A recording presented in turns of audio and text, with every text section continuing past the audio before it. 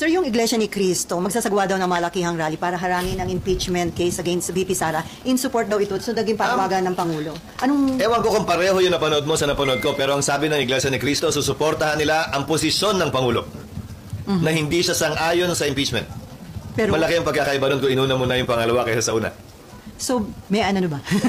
In support yata dun, sir, magsasagawa sila ng malakihang Bilang rally. pagsuporta nga sa posisyon ni Pangulong BBM, walang sinabing pagsuporta, kung tama ang pagkakarinig ko, ang pagkakapanood ko, kaugnay sa sino mang binabalakang sampahan ng impeachment. So hindi yun... Maliban na lang kung magkaiba yung napanood natin, pero mukhang pareho. Pero so ito nga, in support nga dun sa panawagan ni Presidente na huwag na sana magkaroon ng impeachment. Pero hindi naman ito pagsuporta ng INC kay VP Sara. Hindi para sa akin na magsalita para sa kanila.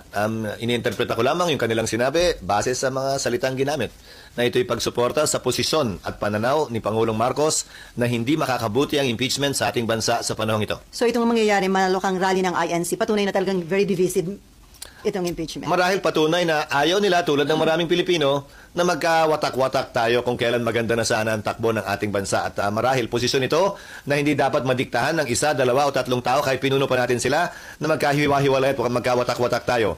Obligasyon ng bawat Pilipino tiyakin at hanapin yung nag-iisang daan na pwede nating pagkasunduan at pagkaisahan sana. Imbis na pilit nating hinahanap yung pag-aawayan natin, pagkakawatak-watak natin at hindi natin pagkakasundo-sundo.